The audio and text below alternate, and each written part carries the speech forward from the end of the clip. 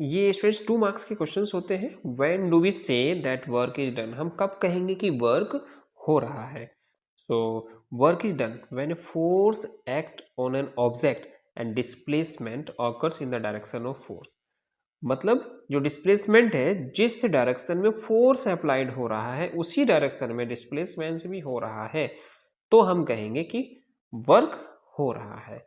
अगर वर्क नहीं हो रहा, लाइक अगर वॉल को आप धक्का दे रहे हैं, दीवार को धक्का दे रहे हैं, तो दीवार सीधी सी बात है आपसे हटेगी नहीं, और जब नहीं हट रही तो इसका मतलब वर्क नहीं हो रहा है। तो work is done when a force act on an object and displacement occur in the direction of force, और डिस्प्लेसमेंट डायरेक्शन की फोर्स में लग रहा है, तब हम कहेंगे कि work is done. And the second is write an expression for the work done when a force is acting on an object in the direction of its displacement।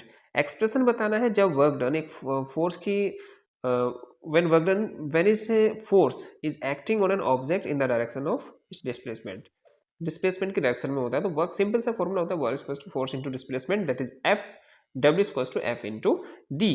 यहाँ पर हम W equals to F into S भी लगा देते हैं। And students ये बहुत ही इंपॉर्टेंट है, डिफाइन 1 जूल ऑफ वर्क। ये आपसे क्वेश्चन जनरली पूछा जाता है कि 1 जूल ऑफ वर्क क्या होता है। जैसे हमें पता है जूल क्या होता है, आई मीन जो वर्क होता है वो क्या होता है, W equals to F into D होता है। तो बस इसी के अकॉर्डिंग हमें इसको बताना है।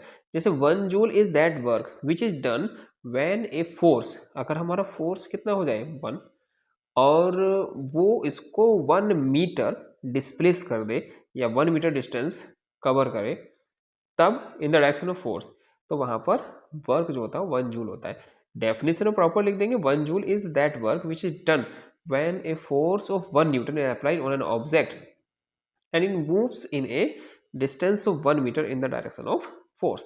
मतलब 1 मीटर डिस्टेंस कवर कर देता है फोर्स की डायरेक्शन में, तो क्या कहलाता है वो 1 joule of work. And next is a pair of bullocks exerts a force of 140 Newton. 140 Newton मतलब ये F की वैल्यू हो गई हमारी, ऑन ए प्लो, हल पर एक फोर्स अप्लाइड कर रहा है 140 न्यूटन का। The field being ploughed is 15 metre long, और ये 15 मीटर ये किसने क्या हो गया, हमारी डिस्टेंस हो गई, डिस्प्लेसमेंट हो गया, ये हमारी डी की वैल्यू हो गई। How much work is done in flowing the field, length of the field. So W equals to F into D, F की वैल्यू हमने बताई 140 एंड डी हो गया हमारा 15, तो 140 इंटू 15 इक्वल्स टू 2100 जूल हमारा आंसर आ जाएगा। And the next numerical is force है 7 न्यूटन का, मतलब एफ हमारा हो जाएगा 7 न्यूटन, डिस्प्लेसमेंट हमारा 8 metre in direction of force. Let us take it that the force act on the object for displacement, what is the work done in this case. Work done कितना हो जाएगा F into D, तो F है हमारा 7 और D कितना हो जाएगा 8, 7 8 जा कितना हो जाएंगे 56 जूल, तो 56 जूल हमारा आंसर आ जाएगा, right. Next is what is the kinetic energy of an object. किसी ऑब्जेक्ट की काइनेटिक एनर्जी क्या होती है। Kinetic energy of an object is a kind of mechanical energy. Kinetic एनर्जी एक टाइप की मैकेनिकल एनर्जी होती है, और ये and it is present in that object due to its state of motion. मतलब काइनेटिक एनर्जी की अगर बात की है तो काइनेटिक एनर्जी होती किस वजह से, ड्यू टू मोशन, या फिर due to its state of motion, मतलब मूवमेंट की वजह से जो भी एनर्जी होती है that is called kinetic energy. Kinetic energy of an object is a kind of mechanical energy, एक प्रकार की मैकेनिकल एनर्जी होती है, और ये प्रेजेंट होती है in that object due to its state of motion. And the next is expression की अगर हम बात करें काइनेटिक एनर्जी के, तो काइनेटिक एनर्जी का फॉर्मूला होता है 1/2 mv², हाफ mv², जहाँ पर m होता है mass of the object and v is the velocity of the object. And the next is what is power. Power क्या होती है, power is the rate of work done, it is defined by p, because p equals to w upon t होता है, इसमें power equals to work upon time, और इसी के according बता दिया गया है power is the rate of work done. जो रेट ऑफ वर्क डन होता है दैट इज कॉल्ड पावर, और इसको हम P से डिनोट करते हैं या रिप्रेजेंट करते हैं। जैसे 1 जूल को बताया था, वैसे ही हम 1 वॉट ऑफ पावर को भी बता सकते हैं। जैसे अगर 1 जूल और 1 सेकेंड, यहाँ पर ये हो गया 1 जूल वर्क डन हो गया हमारा 1 जूल, टाइम हो गया 1 second.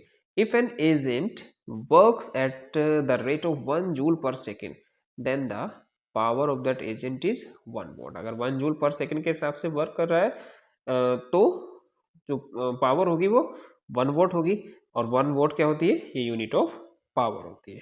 Okay, and the question number 10 is an object, एक ऑब्जेक्ट जो throw at a certain angle to the ground moves in a curved path, curve path पे मूव कर रहा है and falls back to the ground, फिर ground पर आ रहा है, कर्व पाथ पर जा रहा है और फिर ग्राउंड पर आ रहा है। जो इनिशियल है और फाइनल पॉइंट है of the path of the object lie on the same horizontal line, और ये सेम हॉरिजॉन्टल लाइन पर लाई करता है। ओके, इस मीन ये इस टाइप से बन जाता है जैसे ये, या फिर हम सेमी सर्किल कह सकते हैं इसको। ओके, तो उसमें ये बताना है कि what is work done by the force of gravity of the object. Work done हमें बताना है force of gravity of the on the object.